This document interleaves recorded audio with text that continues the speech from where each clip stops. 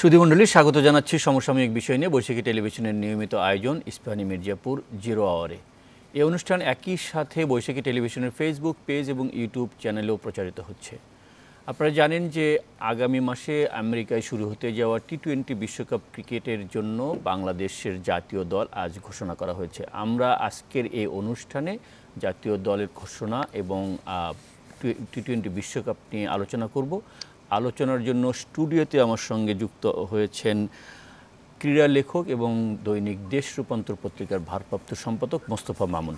আপনাকে স্বাগত জানাচ্ছি এবং এই অনুষ্ঠানে আমাদের সঙ্গে অনলাইনে যুক্ত আছেন জাতীয় দলের সাবেক খেলোয়াড় ও নির্বাচক গোলাম নওশের প্রিন্স।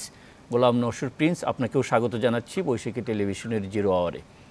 আমরা আলোচনা শুরু করবার আগে একটু দেখতে চাই আজ বৈশাখী টেলিভিশনে প্রচারিত প্রধান প্রধান সংবাদ শিরোনামগুলো।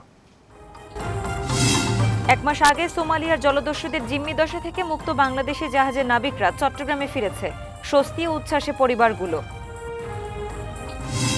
নিত্যপণ্যের মতো লাগামহীনভাবে বাড়ছে জরুরি ওষুধের দাম। সাধারণের জীবনযাপন খুব হয়রানির হয়ে উঠেছে।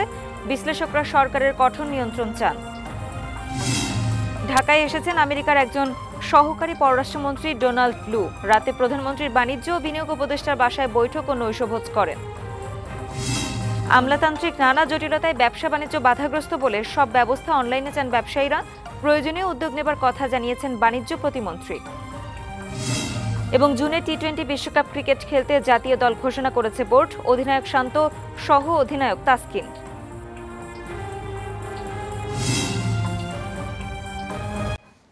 সংবাদ শিরোনামও আছে এবং অন্যান্য গণমাধ্যম পত্রিকা টেলিভিশনেও কিন্তু বাংলাদেশ দল ঘোষণাটা আজকে অনেক বড় খবর ছিল, কারণ গত কয়েকদিন থেকেই দল ঘোষণা হচ্ছিল না এবং সব শেষ তাসকিন আহমেদ ইনজুরিতে পড়েছিলেন।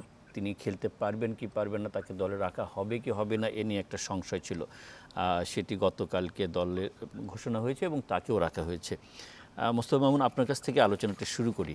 সব মিলে টি-20 বিশ্বকাপ ক্রিকেটের জন্য বাংলাদেশ যে দল ঘোষণা করেছে সেই দলটি কেমন হলো? সেই দল যা বাংলাদেশে যে অ্যাভেলেবল মানে রিসোর্স আছে তার মধ্যে থেকে তো দলটা হয়েছে, তো তার মধ্যে বলা যায় দুই একটা প্রশ্ন বাদ দিলে মোটামুটি অ্যাভেলেবল ব্যাটসদের নিয়েই টিম করা হয়েছে। দুই একটা প্রশ্ন যেমন সাইফুদ্দিনের ইনক্লুশন, একজন পেস বোলিং অলরাউন্ডারের প্রয়োজন থাকে দলের লোয়ার অর্ডারে। টি-20তে সাধারণত থাকে, লিমিটেড ভার্সনে সাধারণত থাকে যে অলরাউন্ডার যে নিচের দিকে ব্যাট করতে পারে, তো সেই জায়গাটাতে একটা ব্যাপার ছিল। দ্বিতীয় হচ্ছে যে টিমে অনেক বোলার আছে, অনেক রকম বোলার আছে, কিন্তু অফ স্পিনার সেই অর্থে অফ স্পিনার নেই। তো সেখানে মেহেদী মিরাজ হয়তো থাকতে পারতো, তার জায়গায় তানভীরকে নেওয়া হয়েছে এবং দের ওয়াজ এক্সপ্লেনেশন ফ্রম সিলেক্টর সাইড যেহেতু নেদারল্যান্ডস এবং নেপাল তাদের হচ্ছে রাইট হ্যান্ড ব্যাটসম্যান বেশি। তো আমার কাছে না এটা খুব পছন্দ হয়নি। নেদারল্যান্ডস, নেপাল, এদের রাইট হ্যান্ড আর লেফট হ্যান্ড এই নিয়ে আমাদের চিন্তা করতে হবে। মানে আমি খুবই অবাক যেহেতু বছর খেলার পর যে ঠিক আছে, প্রথমত রাইট হ্যান্ড লেফট হ্যান্ড আমি এটাই খুব বেশি বিশ্বাস করি না, এটা খুব কাজের কথা না। আসলে প্রথম হচ্ছে skill, if you are good enough তাহলে লেফট হ্যান্ড ব্যাটসম্যানের এগেনস্টেও লেফট হ্যান্ড বোলার সাকসেসফুল হতে পারে, কিন্তু ডেফিনেটলি একটু এজ পায়। কিন্তু সেই এজটা কখন, যখন এটা 19-20 জায়গা থাকে। কিন্তু আমাদের যাদের বিপক্ষে ব্যাখ্যা দেওয়া হলো আমি একটু সারপ্রাইজড হয়েছি এতে যে এরকম কেন। রাদার অফ স্পিনার মেহেদী আমি কিন্তু মনে করি যে নতুন Tanvir, keeping respect to him, এবং কোনো প্লেয়ার দলে আসলে আমি সাধারণত মানে সেটা নিয়ে কথা বলতে চাই না, কারণ দলে আসলেই তো পার্ট অফ টিম এবং সেই টিমে খেলা উচিত। কিন্তু মেহেদী মিরাজ হয়তো থাকলে ভালো তো এক্সপিরিয়েন্স, এবং মেহেদী মিরাজ নিচের দিকে ভালো ব্যাট করে নানান রকম জায়গা থেকে। রিসেন্ট এই কোয়েশনে তো সে ছিল না, কিন্তু আমার কাছে মনে হয়েছে হয়তো সেটা হতে পারতো, তাহলে ভেরিয়েশনটা একটু বাড়তো। এবং যেহেতু সাকিব খেলবেই আমরা ধরেই নিচ্ছি, ইঞ্জুরি হলে তো অন্য কথা। সেক্ষেত্রে এটা বলা হচ্ছে যে সাকিব না হলে আরেকজন লেফট আর্ম স্পিনার, যেহেতু রাইট হ্যান্ড ব্যাটসম্যান বেশি। তো আমরা যদি এটা ধরে নিই তাহলে দুজন প্লেয়ার ইনজুর্ড হতে পারে, তিনজন ইনজুর্ড হতে পারে। ফলে এটা মানে এই চিন্তা করে আসলে যাওয়া উচিত না। আসলে সাকিব যেহেতু আছে কাজেই ভেরিয়েশনের জন্য হয়তো একজন অফ স্পিনার থাকলে, স্পেশালিস্ট অফ স্পিনার থাকলে তো ভালো হতো, আমি সেরকম মনে করছি। But as a whole team মোটামুটি যা আমাদের যা অ্যাভেলেবল রিসোর্স প্লেয়ার আছে সেখান থেকে। তার মধ্যে তো আমার যে কটা বিষয় বলছিলেন, যেমন এর আগে সাকিব কিন্তু আমাদের অনেক অনেক সময় ছিলেন না, ক্যাপ্টেনও ছিলেন না, দলেও ছিলেন না। সাকিব একটা বড় তারকা খেলোয়াড় সত্য, কিন্তু সাকিব ছাড়াও আমাদের দল কিন্তু খেলেছে, জয়ও পেয়েছে, ভালো হয়েছে। তো একমাত্র সাকিব যে দলকে টেনে নিয়ে যাবে সেই ধারণা কি ঠিক? না, সেই ধারণা ঠিক না, মানে কোনো ক্ষেত্রে এই ধারণা ঠিক না। এটা হচ্ছে স্পোর্টসের একটা বড় ভ্রান্তিকর যে কয়েকটা মানে ডিসকোর্স প্রতিষ্ঠিত হয়ে যায় স্পোর্টসে, সেটা হচ্ছে প্লেয়ার নির্ভরতা। এবং এর চেয়ে আসলে মানে ভুল কিছু হয় না। কী কারণে হয় না? যে প্রথম যদি আমরা উদাহরণে দিই, এইবারই দেখেন আমরা টি-20-তে সাকিব ছাড়া 3টা ম্যাচ খেললাম, রাইট? খুবই মানে কী বলা যায়, স্থূল উদাহরণ কিন্তু আমি দিচ্ছি, কারণ পুরো বিষয়টাকেই খুব স্থূলভাবে দেখা হয়, মানে খুবই মোটা দাগে দেখা হয়। আমরা 3টা ম্যাচ জিতলাম, সাকিব আসার পর কী হলো, আমরা 2টা ম্যাচ খেললাম, কী হলো রেজাল্ট? 1-1, তাই না? তার মানে কী দাঁড়ায় যে সাকিব থাকলেই আমরা ভালো করে, ইটস নট দ্যাট। এবং এটা অতীতে বহুবার প্রমাণিত হয়েছে। যখন সাকিব তামিম ফর্মেট তুঙ্গে ছিল তখন তাদেরকে বাদ দিয়ে কিন্তু আমরা খেলেছি। বাংলাদেশের ক্রিকেটের মূল সমস্যা এটা, মূল সমস্যা। এবং আমরা আজকে যে আমরা জিম্বাবুয়ের সঙ্গে হারি, নেদারল্যান্ডসের সঙ্গে হারতে পারি, জিততে পারি, নেপালের সঙ্গে আমাদের লড়াই হবে, এই যে ভয়টা আমরা পাচ্ছি 20 বছর পর, এইটুকুর জন্য দায়ী হচ্ছে আমাদের ভুল বোধ এবং আমাদের তারকা নির্ভরতা। আমরা বাংলাদেশ দলটাকে আমরা কেউ দল বানানোর চেষ্টা করি নাই, নোবডি।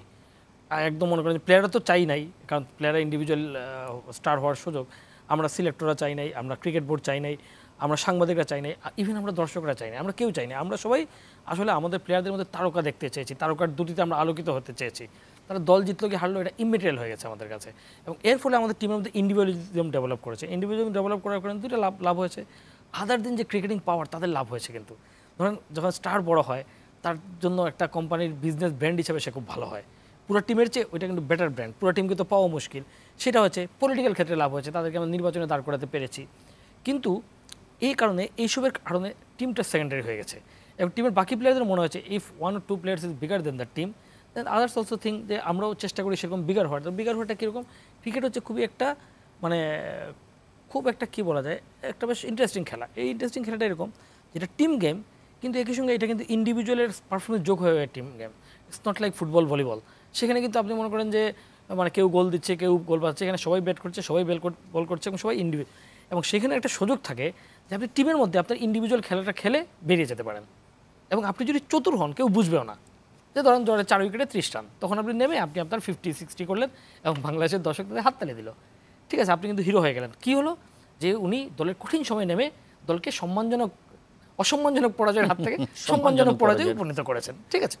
আবার আরেকজন, সে 4 উইকেটে 30 অবস্থায় নেমে সে চেষ্টা করলো জেতানোর, সে 5 রানে আউট হয়ে গেল, আপনি তাকে বললেন যে রেসপন্সিবল খেলা খেলেছে। ফলে যে ক্রিকেটীয় ভাবনা, সেই ভাবনাগুলার আড়ালে, সেই ভাবনাগুলার ফাঁকে আপনার ব্যক্তিগত পারফরমেন্সের গ্ল্যামারটা আপনি ওইটা একটা জাল বিস্তার করে আপনি সেখানে মানে মানুষকে আটকে ফেলতে পারেন। এবং এই কাজটা বাংলাদেশে হয়েছে। কিন্তু হয়েছে কেন? কারণ আমরা কেউই এইটাকে ঠিক টিমটা যে বড়টা ভাবি নাই। প্রথম দিকে আমাদের ভুল ছিল, যেহেতু আমরা ছোটো দল, আমরা হারতাম, তখন আমাদের কেউ 30-40 করলে কিন্তু আমরা হাততালি দিতাম। At that time that was right. যেমন অভিষেক টেস্টে যখন আমির ইসলাম বুলবুল 145 করলো, হাবিবুল বাশা যখন নেমে মারা শুরু করলো, আকরাম খান যখন কুমলেকে হিট করলো, আমরা খুশি হয়েছিলাম যে this was message, our batsman can do, our players can do. তাহলে কী হবে? আমাদের নেক্সট আরেকটা প্লেয়ার বুঝবে যে আমিও মারতে পারি। তখন কিন্তু একটা মেসেজ ছিল। তখন পাইলট একবার 2002 সালে শ্রীলঙ্কার এগেনস্টে ম্যান অফ দ্য সিরিজ হলো, এরকম ক্রুশিয়াল কন্ডিশন নেমে হি প্লেড হিজ পার্ট। কিছুটা ইন্ডিভিজুয়ালিস্টিক হয়তো ছিল, কিন্তু তখনকার কনটেক্সটে আমাদের মনে হচ্ছিল। কিন্তু কনটেক্সটও বদলালো। আমরা ওইটা মানলাম কেন? ইন্ডিভিজুয়ালরা মানলাম যে ইন্ডিভিজুয়াল প্লেয়াররা আস্তে আস্তে টিম প্লেয়ার হবে, তাদের বিশ্বাস আসবে, ওই বিশ্বাসকে তারা ট্রান্সফার করবে টিম প্লেয়ার হিসেবে, এবং তাদের দেখে নেক্সট জেনারেশন প্লেয়ার্সের মধ্যে ওইটা তৈরি হবে যে আমি খেলতে পারি, এবং তারা খেলতে পারি করতে করতে জিততে পারি এই জায়গায় যাবে। আনফর্চুনেটলি ওই জায়গায় গেল না। কেন গেল না?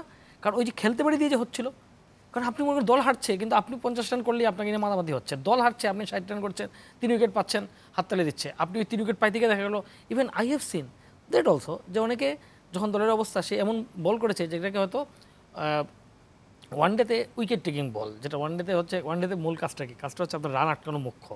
আপনার অপোনেন্ট উইকেট না পড়ুক, কিন্তু হয়তো সে দেখেছে একটা উইকেট পেলে মানুষ হাততালি দিচ্ছে, সে সেই দিকে গিয়েছে, দল সেকেন্ডারি হয়েছে। আপনি জানেন যে আমাদের দেশে এরকম ঘটনা ঘটেছে যে প্লেয়াররা ধরেন যে কীরকম, যে আমার দল যখন হেরে যাচ্ছে, আমি যখন একটা ক্রুশিয়াল সিচুয়েশনে আছি, তখন এই ক্যালকুলেশনটা আসলে অনেক ক্ষেত্রে করে দেয়।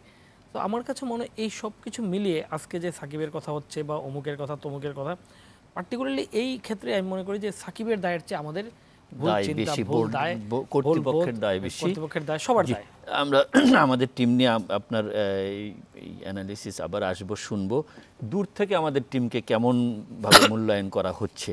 আমাদের সঙ্গে যুক্ত আছেন গোলাম নওশের প্রিন্স। দর্শক আপনারা তাকে চেনেন, তিনি আমাদের দেশে জাতীয় দলে খেলেছেন 1984 থেকে 94 পর্যন্ত বোলার ছিলেন। এখন তিনি যুক্তরাষ্ট্রে বাস করেন। আমাদের জাতীয় দল আগামীকাল যখন যুক্তরাষ্ট্রে যাবে হিউস্টন শহরে, সেই শহরেই তিনি বাস করেন এবং সেখানে ইউএস ক্রিকেট বোর্ডের সঙ্গে যুক্ত আছেন, ক্রিকেট অপারেশনস কমিটির সদস্য। আমি জানি না গোলাম নওশের প্রিন্স, আপনি একটি দেশের ক্রিকেট বোর্ডের সঙ্গে যুক্ত থেকে অন্য দেশের টিম নিয়ে কতটা বলতে পারবেন, তবে আপনি তো এ দেশের সন্তান, এ দেশের জাতীয় দলে খেলেছেন এবং এখানকার ক্রিকেট পরিবেশ, ক্রিকেটার এবং বোর্ড সবার সম্পর্কে জানেন। যে টিমটা আজ ঘোষণা করা হয়েছে সেই টিম নিয়ে আমেরিকায় যে টি-20 বিশ্বকাপ হতে যাচ্ছে, সেই বিশ্বকাপে কেমন করতে পারে বাংলাদেশ দল এবং প্রতিপক্ষদের তুলনায় আমাদের দলটা কেমন? আসসালামু আলাইকুম, ধন্যবাদ আমাকে সুযোগ দেওয়ার জন্য, কথা বলার জন্য। অ্যাকচুয়ালি আমি দুদিকে আমি ইউএস বোর্ডের জন্য কাজ করছি। এখন কালকে যখন টিম আসবে আমি এয়ারপোর্টে যাব ওয়েলকাম করার জন্য বাংলাদেশ টিমকে, যেহেতু এটা আমারই টিম।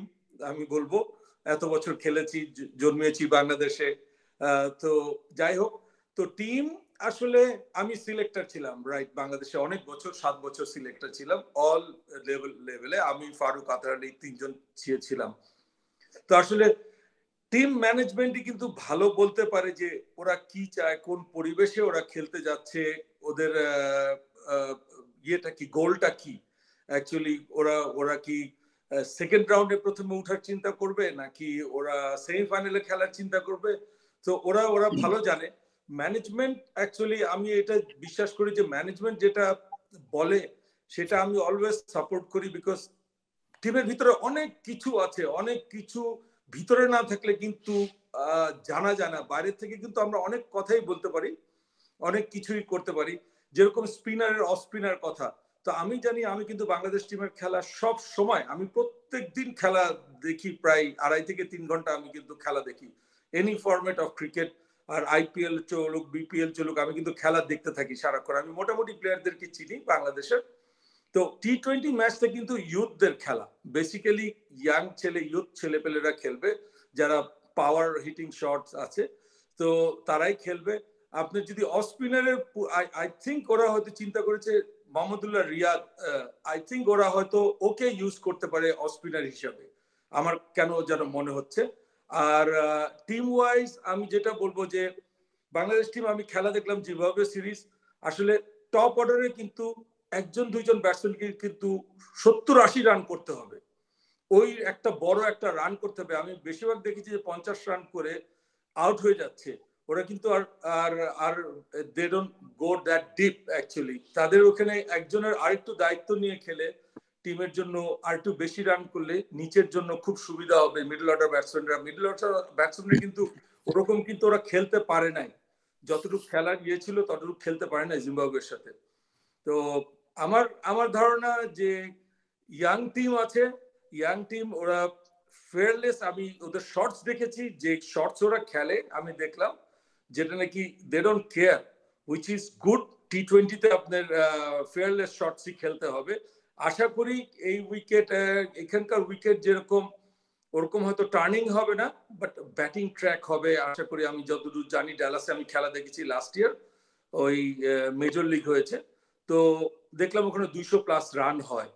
তো আশা করব আমি যে বাংলাদেশ টিম ভালো করবে। That is, let's hope for the best. Team যখন সিলেকশন হয়ে গেছে, প্লেয়াররা যখন যাচ্ছে, তখন আমাদের ওদের প্রতি অভিনন্দন রইল ভালো করার জন্য। That's it. জনাব প্রিন্স, এই যে এই মানে টি-20 বিশ্বকাপ খেলা শুরু হওয়ার আগে তো আমেরিকার সঙ্গে খেলবে এবং ওখানে গিয়ে খেলবে, ওখানকার কন্ডিশন এবং ওখানকার টিম, আমেরিকা তো একেবারেই ক্রিকেটে নবীন, তাদের সম্পর্কে আমাদের খেলোয়াড়রা কতটুকুই বা জানেন। আপনি কি মনে করেন যে তাদের তুলনায় আমাদের খেলোয়াড় এবং আমাদের খেলোয়াড়দের তুলনায় তাদের এই যে খেলার যে কম্বিনেশন এবং কন্ডিশন, এই দুয়ে মিলে বাংলাদেশ ওই যে আমেরিকার সঙ্গে খেলবে, সেই খেলাটা কেমন হবে? প্রতিদ্বন্দ্বিতামূলক? কন্ডিশন যদি বলেন, আমার মনে হয় হিউস্টনের কন্ডিশন বলেন পুরা বাংলাদেশের মতো ডালাসে খেলবে তো প্রথম ম্যাচ। আমরা তো টেক্সাসেই থাকি, ডালাস ইজ টেক্সাসের একটা সিটি, যেরকম Houston, Dallas, San Antonio, Austin. So it's a same condition বাংলাদেশের মতো। ইটস এ গরম, আপনার বেশ ভালো 90 ডিগ্রি হবে গরম আপনার খেলার চলাকালীন সময়, 75 to 90 ডিগ্রি এরকমই থাকবে যা দেখলাম আমি আগামী 7 দিনের ফোরকাস্ট। তো কন্ডিশন ওয়াইজ দে ডোন্ট, আমার মনে হয় না ওটা কোনো অসুবিধা হবে। উইকেটে একটু টার্ন কম হবে আর কি, উইকেটে টার্ন কম হবে। ইটস লাইক চেষ্টা ব্যাটিং ট্র্যাক হবে। তাছাড়া I don't see anything, any other changes, anything এখানে এক্সেপশন। আর মাঠ ওয়াইজ বলেন খুবই সুন্দর মাঠ, যেখানে ওরা খেলবে প্র্যাকটিস, যেখানে বাংলাদেশ খেলবে ইউএস এর সাথে, ওখানে ওই কমপ্লেক্সের ভিতরে আপনার 7টা গ্রাউন্ড আছে। ওটা প্রায় 90 একর জমির উপরে করা। ওখানে প্র্যাকটিস ফ্যাসিলিটিস আছে, ওখানে গ্রাউন্ড আছে, বিউটিফুল গ্রাউন্ড আছে, খুব সুন্দর, একদম গ্রিন মাঠ, খুব সুন্দর, ওখানে খেলা হয়। আর ইউএস টিম যদি বলেন, ইউএস টিম কিন্তু ভালো, খারাপ না। ইউএস টিমে কিন্তু ওরাও তো ওডিআই স্ট্যাটাস, ইউএস টিমও কিন্তু ওডিআই স্ট্যাটাস পাওয়া। তো এখন টি-20 ম্যাচ এমন একটা খেলা অ্যাকচুয়ালি যে কোনো টিম কিন্তু জিততে পারে, এটা কিন্তু গ্যারান্টি দিয়ে কিন্তু কেউ বলতে পারে না। দেখেন 2 দিন আগে কিন্তু আয়ারল্যান্ড আর পাকিস্তান খেলা হলো না, আয়ারল্যান্ড পাকিস্তান কিন্তু একটা ম্যাচ হেরে গেছে, তারপরে আবার পরে পাকিস্তান একটা ম্যাচ জিতে ওরা সিরিজের সমতা আনলো। তো টি-20 ম্যাচ ইজ আমার মতে just it's like anybody's game, any given day basically. যে টপ অর্ডারে যারা রান করবে, পাওয়ার প্লেতে যারা রান করবে ভালো, তারাই কিন্তু এগিয়ে থাকবে। সো ডাজন্ট ম্যাটার এটা কোন টিম, কোন দেশের টিম, কোথাকার টিম, এটা কোনো রিয়েলি ম্যাটার করে না। এখন ফিল্ডিংটা মেজর ইস্যু হয়ে গেছে। যার টিমে যত ভালো ফিল্ডার আছে সেই টিমই কিন্তু যত ক্যাচ ধরতে পারবে, তত ভালো, যত ফিট প্লেয়ার আছে আর কি, সেটাই আর কি আমি বলবো। Thank you. ধন্যবাদ নওশাদ। আমি আসছি আবার আপনার কাছে। আমরা একটু মোস্তার কাছে শুনতে চাই যে আমেরিকার ক্রিকেট টিমটা কেমন আমাদের তুলনায়। আমার খুব বেশি ধারণা নাই আসলে, রিসেন্ট আমেরিকার টিম সম্বন্ধে খুব বেশি ধারণা নাই সত্যি বললে। কিন্তু যেহেতু তারা মানে টি-20 খেলছে, টি-20 স্ট্যাটাস প্রাপ্ত, ফলে মোটামুটি এই লেভেলের যে দলগুলা তারা আসলে কম্পিটিটিভ দল। এবং যখনই খেলা ছোট হয়ে আসতেছে, যত মানে খেলা ছোট হবে তত সুবিধা কি, তত স্কিলটা সেকেন্ডারি হয়ে পড়ে, তো অন্য ফ্যাক্টরগুলো বড় হয়ে ওঠে। যেমন ধরেন 5 দিনের ম্যাচে অঘটন অনেক কম ঘটে টেস্টে, কারণ আমরা কামব্যাক করার সুযোগ থাকে, লম্বা সময় আপনি স্কিলটা সর্বোচ্চ প্রয়োগ হয়। ধরেন একটা ফুটবল ম্যাচ হচ্ছে বাংলাদেশ ব্রাজিলের, 90 মিনিটস হচ্ছে ব্রাজিল জিতবে, এটা যদি 5 মিনিটের হয়ে যায় মানে ইউ নেভার নো, এরকম আর কি বিষয়টা। তো টি-20 হওয়ার পর তো ডেফিনেটলি এমনি ক্রিকেট অনিশ্চয়তা, খেলা অনিশ্চয়তা বেড়েছে এবং পার্থক্যটা কমে আসছে, কারণ স্কিলের চেয়ে এখানে ধরেন হার্ড হিটিং এবিলিটিটা গুরুত্বপূর্ণ। তো হার্ড হিটিং এবিলিটিটা মানে কাদের থাকে, যারা টেকনিক্যালি লেস, মানে সাধারণত আমি বলছি যে টেকনিক্যালি যে বল ডিফেন্স করা এগুলো গুরুত্বপূর্ণ, আমরা হিট করা এখন ফলে টেকনিক্যালি কারেক্ট না থেকেও কিন্তু তার মিস হিটও 6 হয়ে যায় অনেক ক্ষেত্রে। আমরা আইপিএলে যেমন আমরা দেখতে পাই যে অনেকে মিস হিট 6 হচ্ছে ইত্যাদি এরকম হচ্ছে। তারপরে হচ্ছে এইবারে এখন কি হচ্ছে যেন আমেরিকান ক্রিকেটে কিন্তু প্রিন্স ভাই যেরকম বাংলাদেশের, ওদের ক্রিকেটও তো এরকম এক্সপাট্রিয়েট প্রচুর। নেটিভ আমেরিকানরা তো আসলে ক্রিকেট খুব বেশি চেনে বলে আমার মনে হয় না, কারণ তারা তো ফুটবলই ভালো করে চেনে না। মানে আমি বলছি ফুটবল তো গ্লোবাল গেম, সেটাই ভালো করে চেনে না। তারা চেনে হচ্ছে কি, তাদের খেলা হচ্ছে এই NFL, ন্যাশনাল ফুটবল লিগ, যেটা রাগবি ফুটবল, মানে রাগবি না, ওটা আলাদা ধরনের ফুটবল, কিন্তু আমরা অনেক ক্ষেত্রে আমরা বোঝানোর জন্য বলি তারা সকার না, তারা সকার বলে। আমরা যেটাকে ফুটবল বলি সেটাকে তারা সকার বলে। তারা যে ন্যাশনাল ফুটবল লিগ, তারা যেটাকে ফুটবল বলে ওইটা অন্যরকম ফুটবল, ওইটা মানে অন্য রকমের ফুটবল। আমরা দেখতে পাই যে অনেক রকম ড্রেস পরে খেলে, আবার এটা ঠিক রাখবি না। তারপর হচ্ছে তাদের এখানে baseball is very popular, MLB যেটাকে বলে মেজর লিগ বেসবল, সেটাও পপুলার। দেন NBA, basketball, national basket association. ফলে এই 3টে খেলা নিয়ে আসলে তারা অনেক বেশি ব্যস্ত থাকে এবং সেগুলোতে টাকা পয়সা অনেক বেশি। তার তুলনায় ফুটবল যেটা গ্লোবাল গেম, সেটা পেলে পর্যন্ত গিয়ে আমেরিকা যে পেলে গিয়েছিলেন তখন গিয়েছিলেন যে ফুটবল, ফিফারও তখন প্ল্যান ছিল ফুটবলকে এক্সপ্যান্ড করা। ইভেন মেসি যাওয়ার পর আপনি দেখবেন যে ফিফা নিজেরাও অনেক এক্সাইটেড যে আমেরিকায় ফুটবল। 94-এ যখন আমেরিকায় ফুটবল দেওয়া হলো তখন কিন্তু আমেরিকায় খুব ভালো করে ফুটবল, কিন্তু জোর করে প্রায় ফিফা ফুটবলটা দিয়েছিল যে আমেরিকান মার্কেটের জন্য ফুটবলটা পেনিট্রেট করতে পারে, কিন্তু ফুটবল খুব পারেনি। কিন্তু অনেক কিছু করেও কিন্তু ফুটবল আসলে পারেনি। ওটা এখন মানে অবসরপ্রাপ্ত প্লেয়ারদের একটা, রিটায়ার্ড প্লেয়ারদের একটা একদম প্রবীণ হিতৈষী লিগের মতো হয়ে গেছে। মেসি যাওয়ার পরে তো it got a competitive nature বা একটা কম্পিটিটিভ ফেস পেয়েছে বা একটা গ্ল্যামারাস ফেস পেয়েছে। তো সেই হিসেবে ক্রিকেটও এরকম না। এবং এই ইউএস টিমের সঙ্গে কিন্তু আমি যতটুকু মনে করতে পারি প্রিন্স ভাই সেই টিমে ছিলেন। আমেরিকার সঙ্গে কিন্তু বাংলাদেশে খুব ইন্টারেস্টিং ম্যাচ হয়েছিল। সেই ম্যাচটা ছিল 94 আইসিসি ট্রফিতেই সম্ভবত 94 আইসিসি ট্রফিতে, যে বাংলাদেশ কিন্তু একটা প্রায় হেরে যাচ্ছিল আমেরিকার সঙ্গে।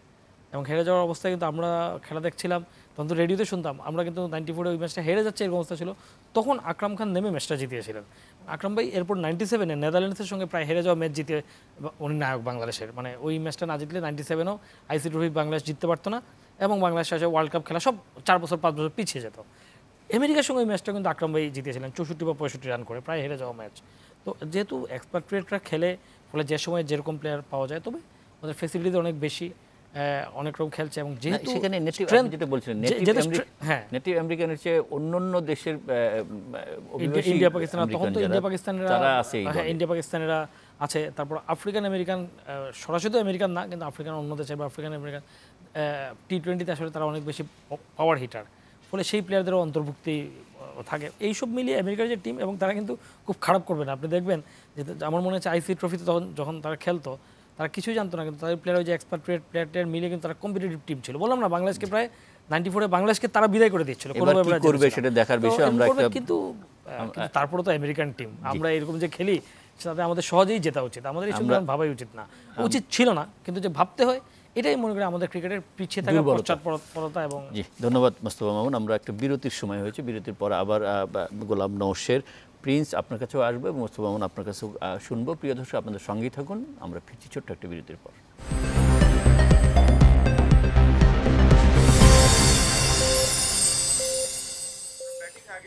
বিরতির পরে আরেকবার স্বাগত ইস্পাহানি মির্জাপুর জিরো আওয়ারে। আমরা আলোচনা করছিলাম ক্রিকেটের বাঘের দল হয়েছে, খেলা হবে কেমন। আমাদের সঙ্গে অনলাইনে যুক্ত আছেন গোলাম নওশের প্রিন্স, আমাদের জাতীয় দলের সাবেক খেলোয়াড় এবং সাবেক নির্বাচকও। স্টুডিওতে আছেন মোস্তফা মামুন, ক্রীড়া লেখক এবং ভারপ্রাপ্ত সম্পাদক দৈনিক দেশ রূপান্তর। গোলাম নওশের প্রিন্স, আপনার কাছে আবার একটু আসছি যে আমেরিকান যে ক্রিকেট টিম, সেই টিমের সঙ্গে তো বাংলাদেশ খেলবে। এই টিমের সঙ্গে এই যে বর্তমান যে ইউএস টিম, এই টিমের সঙ্গে এই টিম কি বাংলাদেশের সঙ্গে খেলেছে, বা আগামীতে যে খেলাগুলো হবে সেই খেলাগুলো কেমন হবে? আসলে এই টিম খেলে নাই। কিছু প্লেয়ারের, আমাদের এখানে কিছু সিস্টেম আছে, আইসিসির এলিজিবিলিটি হতে হয় না, 3 বছর এই দেশে থাকতে হয় উইথ এ লিগ্যাল ওয়ে, তারপরে you are eligible to play for this country. যেরকম আপনার আমাদের এখন ইউএসএ তে আছে কোরি অ্যান্ডারসন খেলছে, তো এরকম হারমিত সিং ও আন্ডার-19 ইন্ডিয়ান টিমের প্লেয়ার ছিল। Corey Anderson you know that নিউজিল্যান্ডের প্লেয়ার ছিল। তারপরে আমাদের সাউথ আফ্রিকান প্লেয়ার আছে, তো এখানে ইন্ডিয়ান প্লেয়ার আছে, পাকিস্তানি প্লেয়ার আছে। It's a mix team, but প্রত্যেকেই কিন্তু ভালো অবস্থায়, প্রত্যেকের ভালো ব্যাকগ্রাউন্ডের প্লেয়ার। কিন্তু কেউ রঞ্জি ট্রফি খেলেছে, কেউ ইন্ডিয়ান কি বলে আইসিপিএল খেলেছে, কেউ দুবাইতে খেলেছে টি-20, এরকম সবাই কিন্তু বিভিন্ন জায়গায় কিন্তু এই টি-20টা খেলে বেড়ায় কিন্তু এই প্লেয়াররা। আর আমি বলবো যে টিম কিন্তু খারাপ না। আর আপনি যদি স্ট্রাইক রেটও দেখেন ব্যাটিং এর কম্পেয়ার টু আমাদের প্লেয়ার, দেখবেন এদের ব্যাটিং স্ট্রাইক রেট কিন্তু ভালো। এরা কিন্তু সেম ফরম্যাটেই খেলে, ওডিআই স্ট্যাটাস পাওয়া, টি-20 স্ট্যাটাস পাওয়া। আপনার স্ট্রাইক রেট গুলো দেখেন খারাপ না এদের স্ট্রাইক রেট। আমি তো দেখলাম এখানকার ক্যাপ্টেনের স্ট্রাইক রেট হলো 134, ওয়ারেজ আমি আমার ক্যাপ্টেনের, বাংলাদেশের ক্যাপ্টেনের স্ট্রাইক রেট সম্ভবত 111 কিংবা 112 দেখেছি। তো কয়দিন আগে একটা দেখছিলাম যে পুরো ওয়ার্ল্ড কাপে ক্যাপ্টেনদের ব্যাটিং স্ট্রাইক রেটটা কত, তো আমি দেখলাম বেশ, মোনাক পাটেল আমেরিকার ক্যাপ্টেন, দেখলাম ওর 134, he is in number 5th or 6th পজিশনে দেখলাম লিস্টের ক্যাপ্টেনদের মধ্যে। তো যাই হোক, এরা ক্রিকেট জানে, আর এখানে কিন্তু কোচ ভালো আছে, আর এখানে কিন্তু প্রচুর খেলা হয় বাইরের থেকে, বিভিন্ন টুর্নামেন্ট কিন্তু খুব এক্সপেন্সিভ টুর্নামেন্ট গুলো হয়। এখানে অনেকেই আসে খেলতে, ভালো ভালো প্লেয়াররা আসে, শুধু হিউস্টনে আসে না। হিউস্টনে আপনি যদি বলেন 33টা মাঠ আছে, 33টা মাঠ, এখানে ইনডোর ফ্যাসিলিটি 4টা আছে। যদি খেলা না হতো, প্লেয়ার না থাকতো, তো হতো না। এখানে খেলাটা শুরু হয়েছে গত লাস্ট 3-4 বছর থেকে খুব বেশি করে। আপনার অ্যাটলান্টায় আছে প্রায় 25টার মতো মাঠ, আপনি নিউ ইয়র্কে পাবেন, তারপরে এলএতে পাবেন, বিভিন্ন জায়গায় কিন্তু বিভিন্ন জোনগুলোতে কিন্তু মাঠ আছে। তো এই জোন হিসাবে কিন্তু খেলে এরা। তো আমি বলবো খারাপ না। আর যদি বাচ্চাদের যদি বলেন, ইউএসএ তে এখন পর্যন্ত 7,000 বাচ্চা আন্ডার 16 বাচ্চা, 7,000 বাচ্চা রেজিস্টার্ড ক্রিকেট খেলে, কিন্তু বিভিন্ন জোনে খেলে।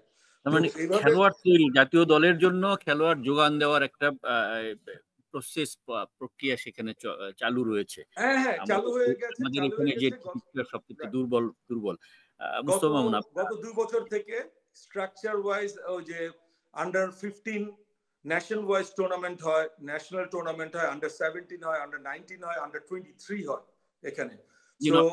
নওশাদ ভাই থাকেন আমাদের সঙ্গে। আমি একটু মোস্তফা মামুনের কাছে আসতে চাই যে আমাদের দেখুন এখনো আমাদের, আপনি অবশ্য শুরু করেছিলেন এই কথাটা, এখনো ভাবতে হচ্ছে যে American cricket team, Nepal cricket team, Netherlands cricket team এদের সঙ্গে, এবং আমরা এই প্রস্তুতি ম্যাচ কেমন হবে সেটা নিয়েও চিন্তিত। কিন্তু নওশাদ ভাই যেটা বলছেন সেখানে অনেক ফ্যাসিলিটিস রয়েছে যারা ওখানে ক্রিকেট তৈরি হচ্ছে। ঠিক আছে, আমি বলি প্রথম হচ্ছে একটা ম্যাচের কথা আমি বলছিলাম, প্রিন্স ভাই হয়তো বলছিলাম পুরোপুরি মনে নাই। ওই ম্যাচটা কিন্তু বাংলাদেশ, প্রিন্স ভাই বল করেছিলাম, আমি জাস্ট এখন চেক করলাম, 6 ওভারে 17 রান দিয়েছিলেন। 145 রানে বাংলাদেশ আমেরিকাকে আউট করে দিয়েছিল। করার পরে বাংলাদেশের 36 রানে 5 উইকেট পড়ে গিয়েছিল, মানে খেলা শেষ। কিন্তু সেই অবস্থায় হচ্ছে আকরাম ভাই এবং মনি ভাই, এনামূলক মনি, দুজনের একটা পার্টনারশিপে বাংলাদেশ মানে মোটামুটি পার পেয়েছিল, 3 উইকেটে জিতেছিল। এটা হচ্ছে 94-এর কথা, 94-এ ইউএসএ টিমের সঙ্গে, এবং তখন ওই এক্সপায়ারি দিয়ে খেলা ছিল। তো এত বছর পর ফাঁকে ফাঁকে আমেরিকার সঙ্গে মানে বাংলাদেশের বিভিন্ন জায়গায় টুকটাক দেখা সাক্ষাৎ হয়েছে। এত বছর পর আছে আমেরিকার সঙ্গে যে খেলা হবে, 3টা ম্যাচ হবে, আমরা যে চিন্তা করছি এখন এত বছর পর বাংলাদেশ কোথায় আগালো আর আমেরিকা কোথায় আগালো। প্রিন্স ভাইয়ের কথা অনুযায়ী আমি যদি বলি, আমেরিকা অনেক এগিয়েছে, মানে আমেরিকা এখন বাচ্চারা খেলছে এবং হচ্ছে মাঠের ফ্যাসিলিটি আছে। কিন্তু আমার কিন্তু মনে হয় না যে তার ফলে আমেরিকা ক্রিকেটে এগিয়ে যাবে বা কিছু, ওরকম কোনো চান্সই আসলে নাই। এটা আমেরিকায় যে কোনো খেলা বা আমেরিকা বা ফার্স্ট ইউরোপিয়ান ওয়ার্ল্ডে তাদের সব কিছু খেলা, যত ছোট খেলা হোক, তারও কিছু ফেসিলিটিস থাকে। যেমন ধরেন অস্ট্রেলিয়া খুব ইন্টারেস্টেড একটা স্পোর্টিং নেশন। কীরকম নেশন? তারা কিন্তু প্রায় সব খেলায় ভালো। আপনি দেখবেন অস্ট্রেলিয়া কিন্তু ক্রিকেটে ওয়ার্ল্ড চ্যাম্পিয়ন, হকিতে ওয়ার্ল্ড চ্যাম্পিয়ন হয়, ওয়ার্ল্ড চ্যাম্পিয়ন দেখাতে, ইভেন এখন ফুটবলে তারা এশিয়ান চ্যাম্পিয়ন, মানে এশিয়াতে আসলে ওয়ার্ল্ড কাপ কোয়ালিফাই করে রেগুলার। সাঁতারে তারা খুব ভালো, অ্যাথলেটিক্সে ভালো, টেনিসে ভালো, সব খেলায় কিন্তু তার লিজেন্ড আছে। কিন্তু সেই অস্ট্রেলিয়ার সবচেয়ে জনপ্রিয় খেলা কি জানেন? সেটা হচ্ছে অস্ট্রেলিয়ান রুলস ফুটবল, যেটা তারা ছাড়া আর কেউ খেলে না, এবং সেইটা নিয়ে তারা ব্যস্ত। এবং আমরা 2015 বিশ্বকাপে গিয়ে দেখলাম যে আমরা এই ওয়ার্ল্ড কাপ আমরা হুলস্থুল করছি, বাংলাদেশ উদ্বোধনী অনুষ্ঠান কোথায় হবে, আমরা কোথায় উদ্বোধনী অনুষ্ঠান হবে সেটা খুঁজে পাই না, কারণ উদ্বোধনী অনুষ্ঠানগুলো কিছু ছিলই না। আর আমাদের পত্রিকাগুলো সবাই জায়গা রেখেছে উদ্বোধনী অনুষ্ঠানের ছবি ছাপবে। অন্যান্য দেশের স্পোর্টস কালচারটা বাংলাদেশের চেয়ে একটু আলাদা। কীরকম আলাদা?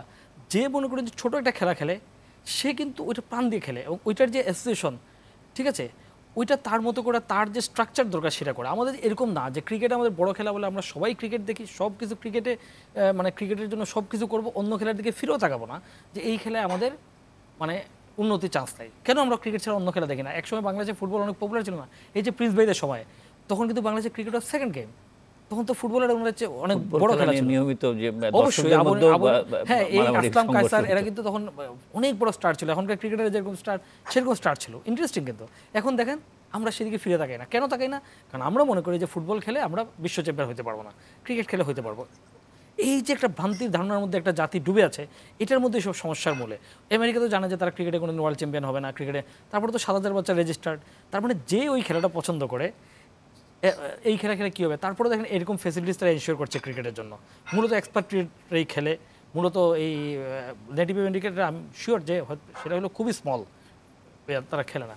কিন্তু কেন? যেহেতু একটা খেলা, কিছু মানুষ খেলে, আনন্দ পায়, এই জায়গাটা হচ্ছে গুরুত্বপূর্ণ। কিন্তু আমরা আমাদের ফিলিংটা সব নিয়ে এসেছি যে যেটাতে আমরা জিতবো সেটা খেলবো, যেটাতে আমরা পারবো না সেটা খেলবো না। এবং এর যে কত কুফল, সামাজিক কুফল, খালি স্পোর্টিং কুফল না, সামাজিক কুফলটা দেখেন। একজনের হয়তো খুব ভালো ফুটবল ট্যালেন্ট আছে একটা বাচ্চার, সে আপনার বাচ্চার বা আমার বাচ্চার, কিন্তু এখন আমরা কিন্তু তাকে ফুটবলে দিব না। কিন্তু যদি ক্রিকেটের সম্ভাবনা দেখি, আমরা কিন্তু একাডেমিতে পাঠাবো যে তাহলে সাকিব আল হাসান হইতে পারবে। কিন্তু ফুটবলে কী হবে? সে মুরসালিন হবে, অমুক হবে, তমুক হবে, হয়ে তেমন কোনো লাভ নেই, কাজে এটা বাদ। তার ফলে অন্য যে সমস্ত খেলার ট্যালেন্ট আছে সেগুলো কিন্তু আমরা মোটেও আমরা নার্চার করছি না বলে সেই সমস্ত খেলায় কোনো ইয়ে নেই। বাংলাদেশে এই নদীমাতৃক দেশ দেখেন, একটা ভালো সাঁতারও নাই, এই 17 বললে এখন আমাদের ব্রজেন দাস, তারপরে হচ্ছে আপনার মোশাররফ পর্যন্ত এসে থেমে থাকতে হবে। 20-25 বছরে নাই। দাবায় আমাদের উপমহাদেশের প্রথম গ্র্যান্ড মাস্টার ছিল, যখন আপনি মনে করেন বিশ্বনাথন আনন্দের আগে আমাদের নিয়ে আসবে গ্র্যান্ড মাস্টার হয়েছে। কোথায় আজকে তারা বিশ্ব চ্যাম্পিয়ন হচ্ছে আর নিয়ে আসবে গান গেয়ে বেড়াচ্ছে বা হোয়াট এভার করে বেড়াচ্ছে। সো আমাদের এই যে ক্রীড়াবোধ, এটা যদি আমরা ক্রিকেটে নিয়ে আসি, সেম ঘটনা। ক্রিকেট হচ্ছে জিততে হবে, এই করতে হবে, এই জন্য আমরা কী করি, জিম্বাবুকে নিয়ে আসি, প্রয়োজনে অপ্রয়োজনে জিম্বাবুকে নিয়ে আসি, আইনা জিম্বাবুকে হারাই আমরা বোনাস টোনাস পাই, র্যাঙ্কিং ট্যাঙ্কিং তুলি, একটা ভ্রান্তির একটা বিলাসে ভুগি, আমাদের কর্মকর্তারা এটাতে পিঠ রক্ষা করেন। এই যে ওয়ার্ল্ড কাপের আগে হোম সিরিজে জিম্বাবুয়ের সঙ্গে খেলা, এটা আমাদের ওয়ার্ল্ড কাপের জন্য কি বেনিফিট দেবে, কি সুফল দেবে, সেটাও একটি বিষয়। আরেকটি হলো যে অন্যান্য দলগুলোর তুলনায় অন্যান্য যে দলগুলো, রেগুলার যে দল এবং এবার যে কোয়ালিফাই করে যারা এসছে, তাদের সঙ্গে বাংলাদেশ কেমন খেলবে সেটা নিয়েও একটু আমরা আলোচনা করতে চাই। আরেকটা বিরতির সময় হয়েছে। গোলাম নওশের প্রিন্স, আপনি থাকুন আমাদের সঙ্গে, আমরা আরেকটা বিরতির পর ফিরছি। সুপ্রিয় দর্শক, আমাদের সঙ্গেই থাকুন।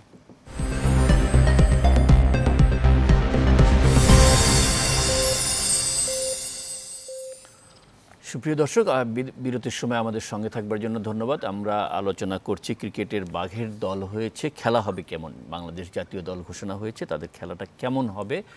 গোলাম নওশের প্রিন্স, আপনার কাছে আবারও একটু আসছি যে এই টুর্নামেন্টে শুধুমাত্র আমেরিকা বা বাংলাদেশ না, অন্য যারা এসছে এবং নতুন কোয়ালিফাই করে যারা এসছে, তাদের মধ্যে যে ম্যাচগুলো হবে, সেই ম্যাচের বাংলাদেশের যে টিম, সেই টিম কেমন করতে পারে, আপনার অ্যানালিসিস কি বলে?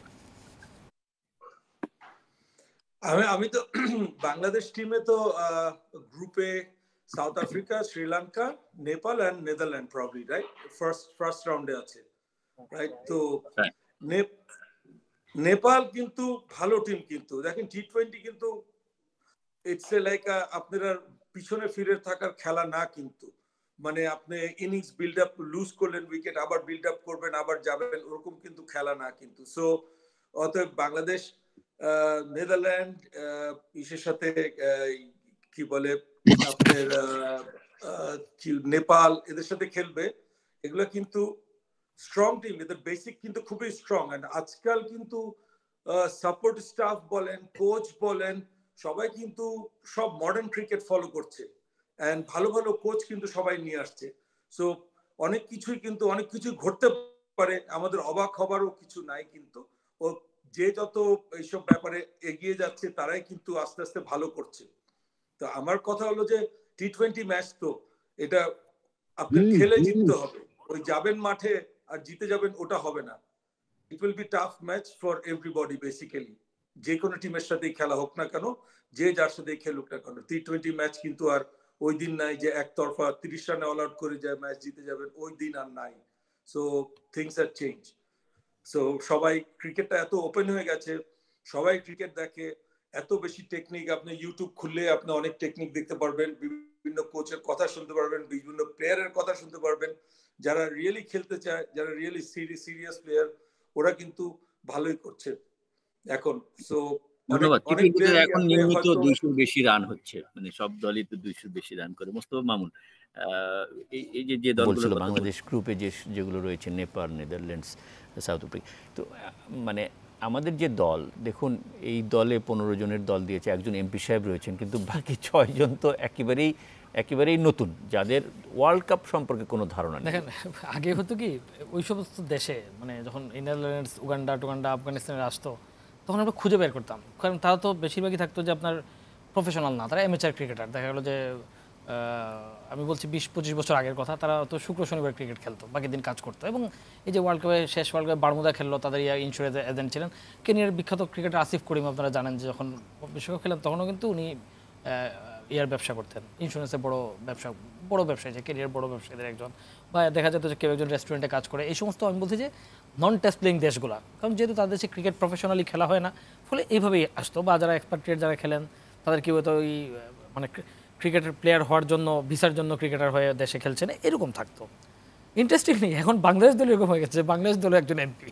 আপনি মনে করেন যে যখন এখানে যাবে, ওরা শুনলো যে বাংলাদেশ দলে একজন running MP is with that team, এবং বাংলাদেশের এক্স ক্যাপ্টেন এমপি। ফলে বাংলাদেশ একভাবে কিন্তু ওইসব দলের মতো হয়ে যাচ্ছে। অন্যভাবে যে আমরাও একজন এমপি নিয়ে যাচ্ছি, তাদের দেশে এরকম একজন রাজনীতিক থাকে, তাদের দেশে এরকম রিটায়ার্ড কর্মকর্তা থাকে।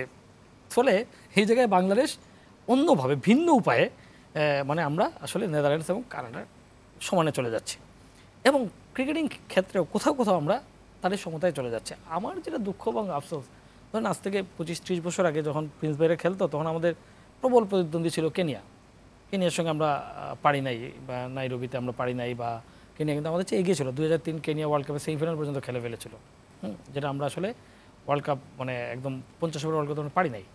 আমরা পরে কী বলে চ্যাম্পিয়ন্স ট্রফি বা এই লেভেলে খেলেছি। তো তারপরে কথা ছিল এরপর বাংলাদেশ যেরকম পেশাদার ভিত্তি, আইসিসি, আমাদের এই সাবকন্টিনেন্ট, গ্লোবালাইজেশন এবং আমাদের যে ক্রিকেট প্রেম, এটা তো ইউনিক, এটা এক নাম্বার। পৃথিবীতে এখন বাংলাদেশের মধ্যে কেউ ক্রিকেট ফলো করে না। এত বেশি সুযোগ সুবিধা, মানে সুযোগ সুবিধা মানে কি, আপনি অর্থে না, একদম কম্পেয়ারিং অর্থে না, মানে বাংলাদেশের কনটেক্সট চিন্তা করলে যে গ্ল্যামার ক্রিকেট এনজয় করে, এবং অন্য কোনো দেশে একটা খেলা এরকম না, এত বড় না। আমরা যদি চিন্তা করি বাংলাদেশে এখন 90% হচ্ছে ক্রিকেট, বাকি সবাই মিলে 10%। অন্য কোনো দেশে, ইন্ডিয়াতেও তা না, ইন্ডিয়াতে অলিম্পিক গেমগুলো উঠে আসছে। এত ফলোয়িংয়ের পর আমাদের উচিত ছিল definitely we should be at the top 4, we must be. এটা কোনো কথা নেই, এটা শুধুমাত্র আমাদের ব্যর্থতা। কারণ প্রথম দেখেন এই দেশে 15 কোটি, আপনি অ্যাভেলেবিলিটি কি, আমেরিকায় তো 7,000, প্রিন্স ভাই বললো 7,000, 10,000-12,000 ক্রিকেটার ছেলে ক্রিকেট খেলতে চায়। আপনার কিন্তু প্রায় 10 কোটি লোক ক্রিকেট খেলতে চায়। আপনার দেখেন আপনার এই দেশে অ্যাভেলেবিলিটি কত বেশি। অন্যান্য জায়গায়, সে অস্ট্রেলিয়া, আমি যেটা বললাম, তাদের এখানে ক্রিকেট 4 বা 5 নম্বর খেলা, খুব ন্যাচারালি কী হচ্ছে 3-4 নম্বর খেলা। ফলে সে কিন্তু তার যে সব গুড গ্রেডও অ্যাথলেট, তারা কী হচ্ছে, তারা অস্ট্রেলিয়ান রুলস ফুটবল খেলতে যাচ্ছে। তারপরে কী হচ্ছে, সে হচ্ছে হয়তো রাগবি খেলতে যাচ্ছে, তারপরে সে ক্রিকেটার পাচ্ছে। ইংল্যান্ডও সেম, মানে এরকম। কিন্তু আপনি কিন্তু আপনার টপ অ্যাথলেট সবাই ক্রিকেটার হতে চাই, কিন্তু বেছে বেছে আপনি প্লেয়ার নিয়ে আসতে পারছেন। তারপরে হচ্ছে আপনার এখানে স্পন্সরের অভাব নাই, টাকা পয়সার অভাব নাই। আই এম শিওর এসব নেদারল্যান্ডস, কানাডা, এসব আমি যেমন কেনিয়াতে আমি 2000 গিয়ে অবাক হয়েছি, আমি স্পন্সর নাই। ওই মনে করেন যে কিছু ইন্ডিয়ানরা যারা খেলে তাদের আত্মীয়স্বজনের টাকা পয়সা দিয়ে চালাচ্ছে, মানে বিষয়টা এরকম।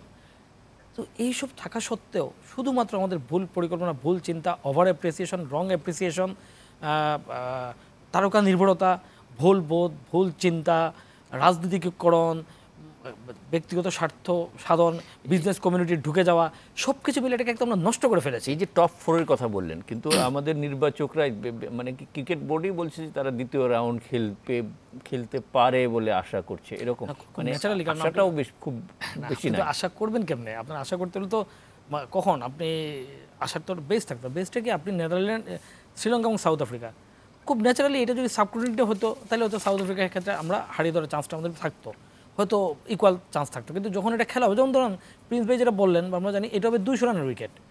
যখনই 200 রানের উইকেট হবে তখন তো আপনি পারবেন না, যার সঙ্গে খেলোক। আমাদের তো প্লেয়ারদের ওই এবিলিটি নাই, হিটিং এবিলিটি নাই।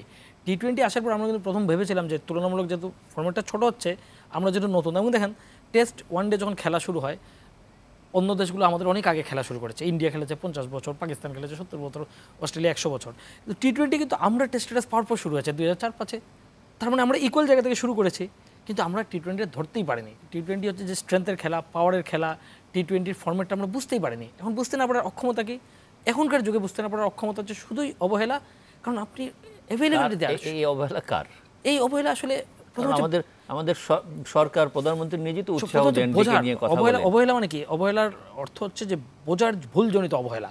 আমি যে বুঝতে পারিনি টি-20 খেলাটা। এবং এখন দেখেন সায়েন্স, এই যে টি-20 দেখবেন যে আপনি প্রতিবার যদি আইপিএলটাই যদি আপনি ফলো করেন, টি-20 ওয়ার্ল্ড কাপ, আপনি দেখবেন যে নতুন ইনোভেট হচ্ছে, নতুন।